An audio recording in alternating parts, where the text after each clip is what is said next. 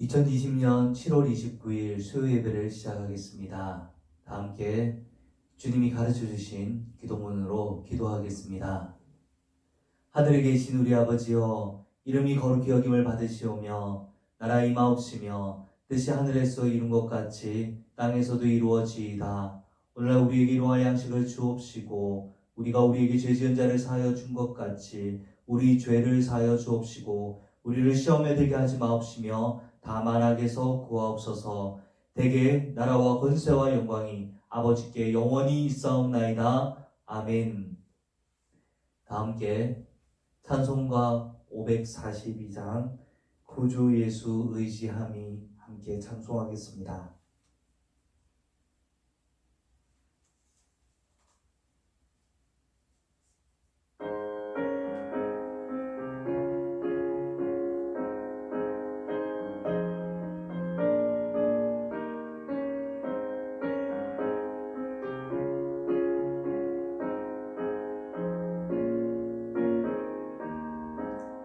구주 예수 의지함이 심히 기쁜 일일세. 영생 허락 받았으니 의심 마주 없도다. 예수 믿는 것은 받은 증거 많도다. 예수 믿음 더욱 주소서. 구주 예수 의지함이 심히 기쁜 일일세. 주를 믿는 나의 마음 그의 피에 적시네. 예수 믿는 것은 받은 증거 많도다. 예수 귀한 예수 믿음 더욱 주소서.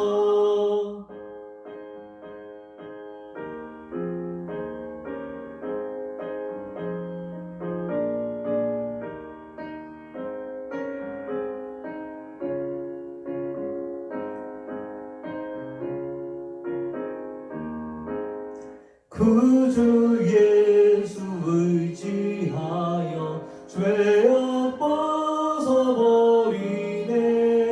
암이 받고 영생함을 주께 모두 얻었네.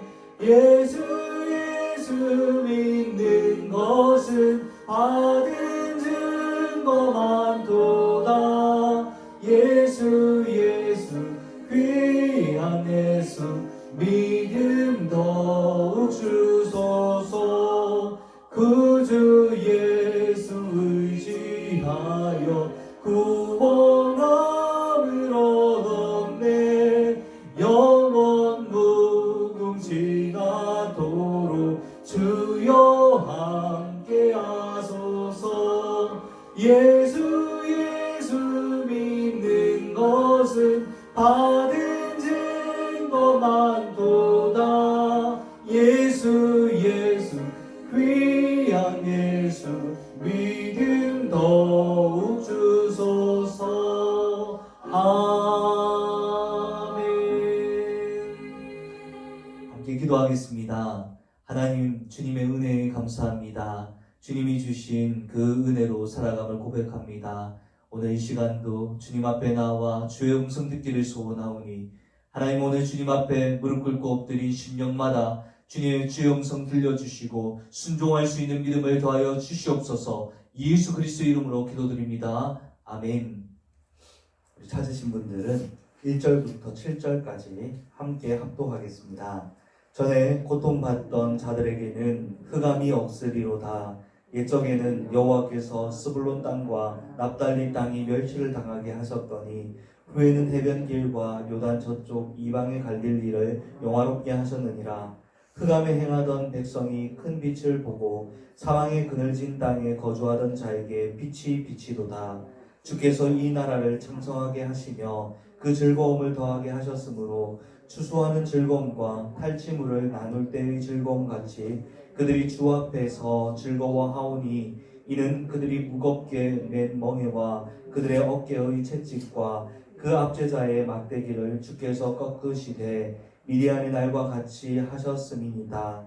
어지러이 싸우는 군인들의 신과 피 묻은 겉옷이 불섭같이 살라지리니 이는 한 아이가 우리에게 낳고 한 아들을 우리에게 주신 바 되었는데 그의 어깨에는 정사를 메었고 그의 이름은 기묘자라 모사라 전능하신 하나님이라 영존하시는 아버지라 평강의 왕이라 할 것이니라. 그 정사와 평강의 더함이 무궁하며 또 다윗의 왕자와 그의 나라에 군림하여 그 나라를 굳게 세우고 지금 이후로 영원히 정의와 공의로 그것을 보존하실 것이라. 만군의 여호와의 열심히 이를 이루시리라. 아멘. 지난 주일에 살펴보았던 말씀 앞쪽에 있는 내용을 함께 복습 먼저 해보겠습니다. 기원전 733년 700년대 이야기입니다.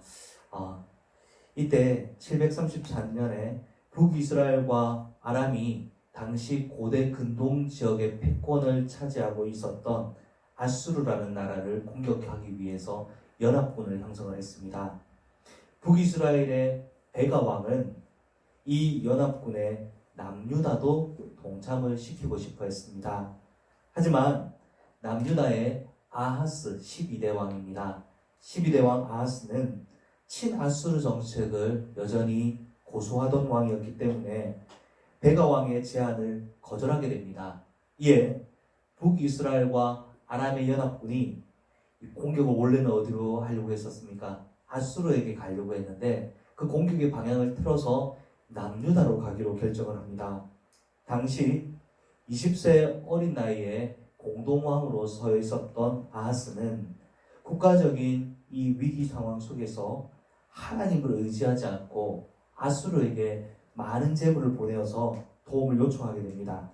이에 하나님은 이사야 선지자를 보내서 이번 전쟁은 하나님의 도움으로 승리하게 될 것이며 남유다를 침공한 북이스라엘과 아람 군대는 65년 내에 이미 예언이까지 나옵니다. 65년 내에 멸망하게 될 것이라는 예언을 하십니다. 그러나 아하스 왕은 이 하나님의 제안을 거절합니다. 왜냐하면 자기 눈에는 하나님보다 아수르 왕의 힘이 더 커 보였기 때문입니다. 눈에 보이지 않는 하나님의 도움은 자신에게 필요 없다는 것이었습니다. 아하스 왕의 이러한 태도에도 불구하고 하나님은 유다를 공격한 이 연합군으로부터 하나님은 이 남유다를 지켜주시기로 결정하셨습니다. 그 이유는 이 아하스 왕 때문이 아니라 이 다윗과 맺은 언약 때문입니다. 하나님께서는 다윗 왕에게 너와 너의 후손들에게 영원히 그 왕위를 물려받게 하겠다고 약속을 하셨는데 이 연합군은 남유다를 쳐서 어떻게 하려고 했었냐면 자신들이 원하는 다브엘이라는 사람을 왕위에 세우고자 했었던 것입니다. 즉, 이 남유다에 대대로 내려져 오던 이 다윗 왕조를 이제는 끊어버리고 그 왕조 대신에 자신들이 원하는 꼭두각시 왕을 세워서 자기 입맛대로 남유다를 또 다스리겠다는 것이었습니다. 하나님이 믿음 없는 아하스를 위해서 징조를 구하면은 내가 이루어 주겠다라고 약속하지만 이 아하스 왕은 그 하나님의 제안조차 거절하게 됩니다. 그러나 왕이 거절했음에도 불구하고 하나님은 이 유다를 결국은 구원해 주시기 때문에 이 유다가 두 나라의 공격으로부터 구원받은 것은 아수르 때문이 아니라 하나님 때문이라는 것을 분명히 해주시고 싶어 하셔서 하나님은 두 명의 아이를 통해서 징조를 주십니다. 첫 번째 등장하는 아이는 누구의 아들입니까? 첫 번째 등장하는 아이는 아하스 왕이 낳게 될 아이를 말합니다. 이 이사야의 예언 중에 처녀가 잉태하여 아들을 낳으니 그 처녀라는 단어는 사실은 이 신약에서는 이 한 번도 남자와 관계를 가지지 아니하는 동정녀를 말하는 것이지만은 이 당시에는요 처녀가 아니라 여기에 쓰인 단어는 여성이라고 했습니다. 일반적인 여성을 말하는 것입니다. 그리고 그 대상은 바로 아하스의 아내가 되겠죠. 아하스 왕과 그 아내 사이에서 아이가 태어나는데 그 아이의 이름이 무엇이라고 했습니까? 임마누엘이라고 말씀을 드렸습니다. 임마누엘도 그 당시에 흔하지 흔한 이름입니다. 임마누엘이라는 이름이 결국 여기에 처음 나온 이름이 아닙니다.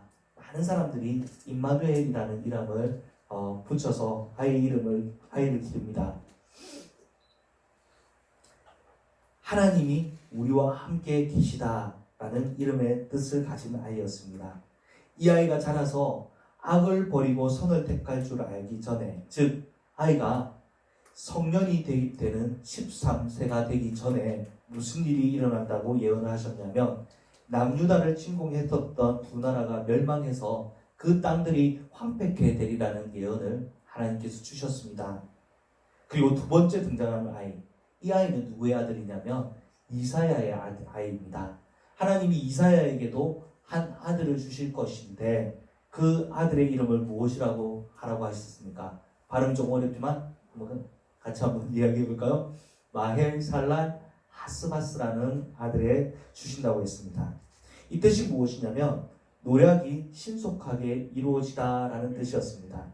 즉 신속하게 아수르 군대가 쳐들어와서 약탈을 당하게 되리라라는 것입니다. 하나님은 이사야의 아들인 마헬살랄 하스바스가 엄마 아빠라고 부르기도 전에, 즉 1, 2년 내에 남유다를 침략해온 두 나라가 빠르고 강한 군대 아수르죠. 아수르에게 패배하여서 약탈을 당하게 될 것이라는 말씀을 하신 것입니다. 여러분 총 예언이 몇 가지입니까? 예언은 총 3가지가 주어졌습니다. 첫 번째, 65년 내에 북이스라엘이 멸망당하리라 라는 예언을 주셨고, 두 번째, 아하스 왕의 아들 임마누엘이 성년이 되기 전 지금으로부터 13년 안에 남유다를 침공한 두 나라들이 전쟁으로 땅이 황폐하게 되리라. 이런 예언을 주셨습니다. 세 번째, 이사야의 아들 마헬살랄 하스바스가 엄마 아빠라고 부르기 전 지금으로부터 1, 2년 안에 두 나라가 강하고 빠른 군대에게 패하고 약탈을 당하게 되리라는 것이었습니다. 지금은 언제입니까? 기원전 733년입니다. 이 앞에 스크린에 연도가 나와 있는데 이 연도에 해당 연도에 일어난 역사적인 사건을 제가 기록 한번 해봤는데요. 733년 그 밑에 뭐가 나와 있습니까? 732년에 무슨 일이 일어났습니까? 이연합군들이 쳐들어왔는데 아수르에게 멸망하게 되는 것입니다. 아람이 먼저 이때 멸망하게 되고 북이스라엘은 이때 어떻게 됩니까? 이때 많은 재물을 이 아수르에게 바치기로 하고 멸망당하는 것만은 모면하게 됩니다. 그러나 곧 망합니다. 722년 성년이 되기 전, 임마누엘이라는 아들이 성년이 되기 전에 북이스라엘이 이때 멸망하게 됩니다. 그리고 668년, 이건요 733년에서 65년을 뺀 연도입니다. 그때 무슨 일이 일어납니까? 이미 멸망했었던 북이스라엘의 사마리아 수도에 아수르가요 새로운 이주 정책을 쓰게 되는데 그 이주 정책 때문에 북이스라엘 사마리아에 살고 있던 사람들이 전부 다 다른 나라로 이주를 하게 됩니다. 그리고 다른 나라의 포로들이 이 북이스라엘 사마리아에 와서 살게 됩니다. 그러므로 해서요 북이스라엘은 다시는 나라가 독립하게 될 것이라는 그 가능성조차 사라지게 되는 것이었습니다. 남유다는 아수르 왕의 도움이 아니라 명백히 누구의 도움으로 구원을 얻습니까? 하나님의 도움으로 구원을 얻게 되는 것입니다. 그러나 그것을 인정하지 않았던 아하스 왕은 자신이 아하스 왕에게 도움을 청했기 때문에 그 국가적인 위기 상황을 벗어날 수 있었다고 자신의 공적을 자랑하게 됩니다. 그는 아하스 왕이 섬기는 신이 여호와 하나님보다 강하다고 판단하여서 어떤 일까지 저지르냐면 성전에 말뚝을 박고 이 성전들의 이방 신전을 세워 백성들까지 우상 숭배를 하게 만듭니다. 하나님은 그들을 그냥 내버려 둘 수가 없으셨습니다. 우선 아하스 왕이 믿고 있었던 아수르 군대를 연합군을 심판하는 도구가 아니라 이제는 남유다를 징계하시는 몽둥이가 되게 하셔서 남유다를 공격하게 하셨습니다. 701년 여기 나와 있죠. 701년에는 무슨 일이 일어났냐면 아수르가 남유다를 1차 공격하는 해였습니다. 유다는 물이 턱 밑까지 차는 목에까지 오는 위기 상황을 맞이했지만 그때도 하나님은 유다를 구원해 주십니다. 이사야서 8장 7, 8절 말씀 같이 한번 읽어보겠습니다. 그러므로 주 내가 흉용하고 창일한 큰 하수 곧 아수르 왕과 그의 모든 위력으로 그들을 뒤덮을 것이라. 그 모든 골짜기에 차고 모든 언덕에 넘쳐 흘러 유다에 들어와서 가득하여 목에까지 미치리라. 임마누엘이여 그가 펴는 날개가 내 땅에 가득하리라 하셨느니라. 이 말씀이 무슨 뜻입니까? 큰 하수가 북이스라엘과 아람을 삼키고 그리고 이제는 누구에게 흘러 들어왔다는 말입니까? 남유다 땅에 흘러 들어와서 목에까지 그 물이 미치는 상황이 되겠지만 임마누엘이 펴는 날개 때문에 남유다는 구원을 얻게 될 것이라 라는 의미입니다. 하나님의 심판은 북이스라엘과 아람으로 그치지 않았습니다. 남유다에게까지 이어집니다. 이제 북이스라엘과 남유다, 야곱의 집에 대하여 얼굴을 가리시는 하나님을 우리는 만나게 될 것입니다. 이사야서 8장 16절부터 22절 같이 한 목소리를 읽어보도록 하겠습니다. 너는 증거의 말씀을 싸매며 율법을 내 제자들 가운데에서 봉함하라. 이제 야곱의 집에 대하여 얼굴을 가리시는 여호와를 나는 기다리며 그를 바라보리라. 보라, 나와 및 여호와께서 내게 주신 자녀들이 이스라엘 중에 징조와 예표가 되었나니 이는 시온산에 계신 만군의 여호와께로 말미암은 것이니라. 어떤 사람이 너희에게 말하기를 주절거리며 속살거리는 신접한 자와 마술사에게 물으라 하거든 백성이 자기 하나님께 구할 것이 아니냐 산자를 위하여 죽은 자에게 구하겠느냐 하라. 마땅히 율법과 증거의 말씀을 따를지니 그들이 말하는 바가 이 말씀에 맞지 아니하면 그들이 정녕 아침빛을 보지 못하고 이 땅으로 헤매며 곤고하며 굶주릴 것이라. 그가 굶주릴 때에 격분하여 자기의 왕과 자기의 하나님을 저주할 것이며 위를 쳐다보거나 땅을 굽어 보아도 환난과 흑암과 고통의 흑암뿐이리니 그들이 심한 흑암 가운데로 쫓겨 들어가리라. 아멘. 이제부터 하게 되는 예언들은 이사야가 예언을 하게 돼도 백성들이 도저히 이것을 믿지 않을 거라고 말씀하십니다. 눈으로 보아도 귀로 들어도 그들은 결코 이 말씀들을 믿지 않을 것이므로 하나님께서는 이사야의 제자들로 하여금 예언의 말씀을 봉인해라고 하는 겁니다. 봉합하고 나중에 예언이 성취되면 그때 이 예언을 꺼내서 모든 사람들이 또 다 보아서 이 일들이 하나님이 하신 일이라는 것을 알게 하라는 것입니다. 어떤 예언입니까?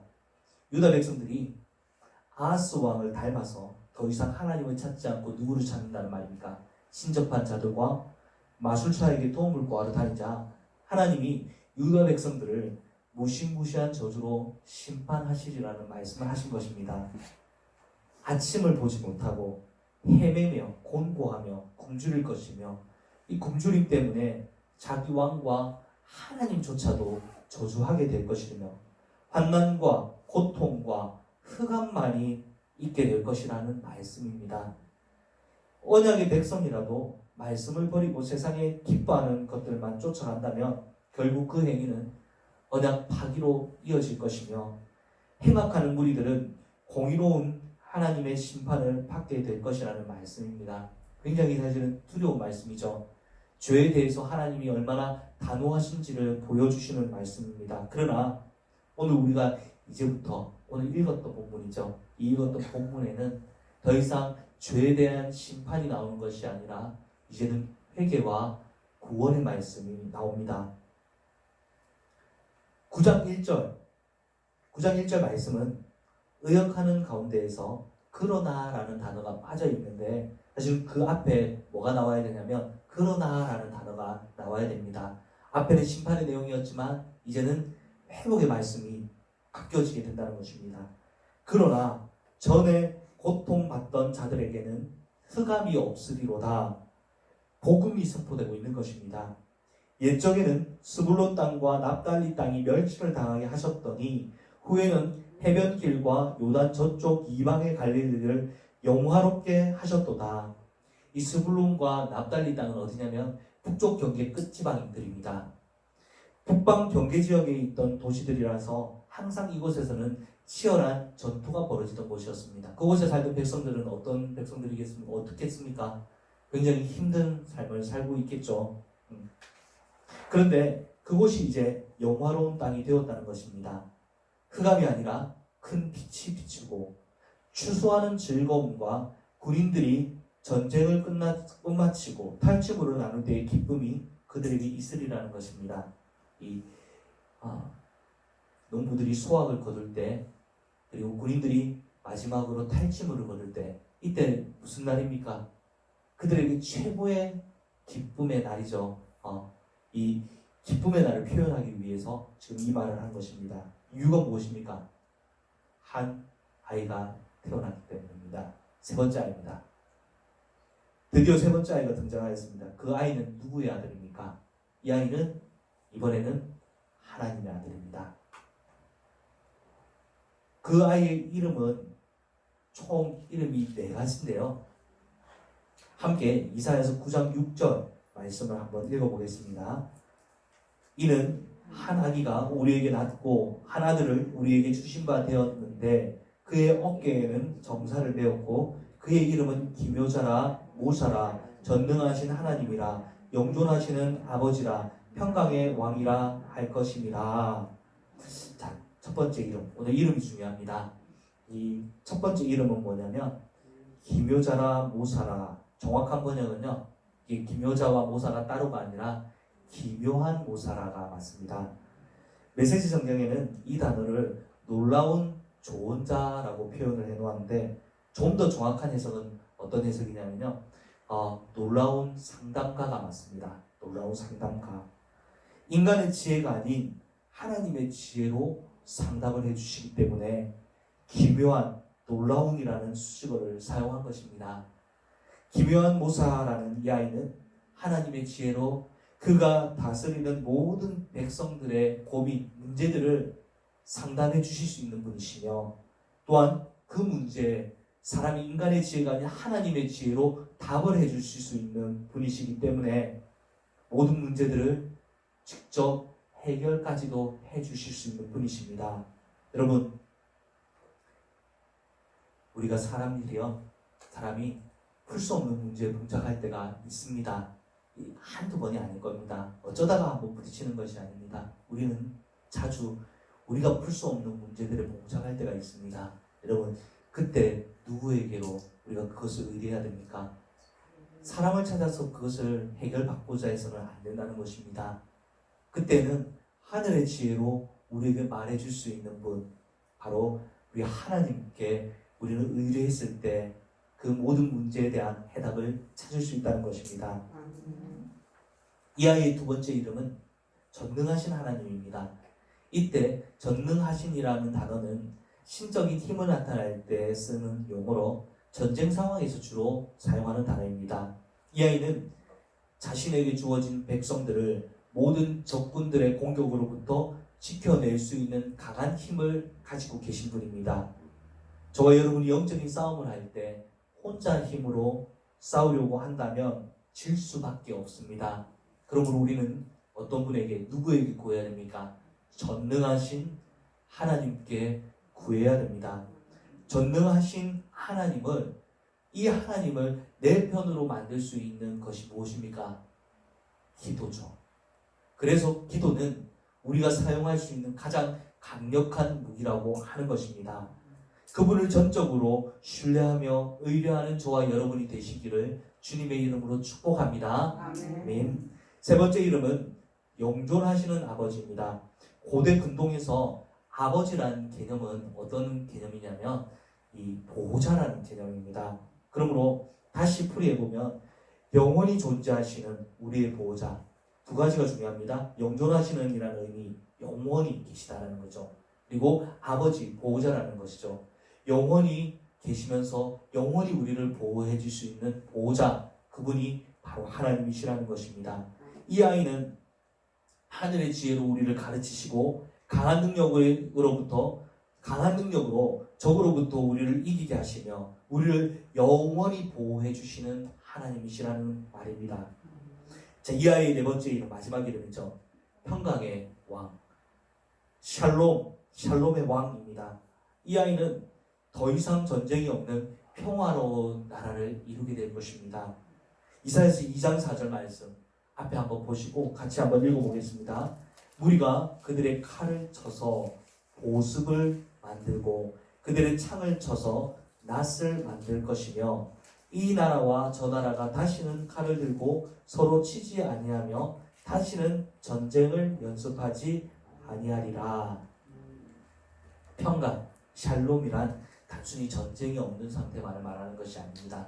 이 샬롬이라는 상태는요, 부족함이 없는 상태를 말하는 것입니다. 모든 것을 다 공급받아서 부족함이 없는 상태, 그런 상태를 샬롬의 상태라고 이야기합니다.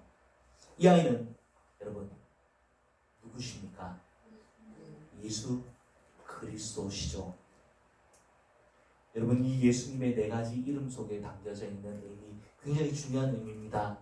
이 이름 속에 있는 의미를 우리의 삶 속에서 우리가 누릴 수 있었으면 좋겠습니다. 첫 번째는 기묘한 묘사, 놀라운 상담가. 둘째, 전능하신 하나님, 강한 능력으로 전쟁을 승리로 이끄시는 분. 셋째, 영존하시는 아버지, 우리의 영원한 보호자. 넷째, 평강의 왕, 더 이상 전쟁이 없고 부족한 것이 없는 하나님 나라로 이끄시는 우리의 왕이 되시는 분이십니다. 여러분, 오늘 여기까지의 말씀을 한번 생각해 보시며 우리의 삶 속에 그 하나님과 동행하시는 여러분 되셨으면 좋겠습니다. 임마누엘 기억하십시오. 이 하나님 우리와 함께 계십니다. 여러분, 다른 곳에 구하시지 않으셔도 됩니다. 이 세상의 것들을 기뻐하며 그것을 쫓아간다면 결국은 그 사람은 창피를 당하게 될 것이지만 하나님을 영원히 의뢰하는 사람은 결코 부끄러움을 당하는 법이 없을 것입니다. 여러분, 이 시간 같이 한번 기도하겠습니다.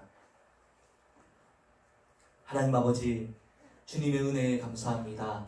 이 놀라우신 하나님이 보내주신 이 아이로 인하여서 우리는 평강을 누립니다. 하나님과의 평강, 하나님 우리의 마음속에 영원한 평강을 누리게 됨을 고백합니다. 주님, 날마다 그 하나님과 동행하는 삶을 살아갈 수 있도록 저희들의 인생을 다스려 주시옵소서. 하나님, 우리 눈이 세상의 눈에 보이는 하나님보다 더 커 보이는 어떠한 세상의 것들을 쫓아가지 아니하게 해주시고, 하나님이 가장 강하시며 가장 위대하시며 영원하시며 우리의 모든 것들을 또한 공급하시며 해결해 주시는 하나님이시라는 것을 믿고 나아갈 수 있는 저희들 모두가 될 수 있도록 인도하여 주시옵소서. 오늘도 그 임마누엘의 하나님이 우리와 함께하고 계심을 믿습니다. 하나님 앞에 나아갈 때 하나님 믿음으로 나아갈 수 있는 이 시간이 되게 하여 주시옵소서. 예수 그리스도 이름으로 기도드립니다. 아멘.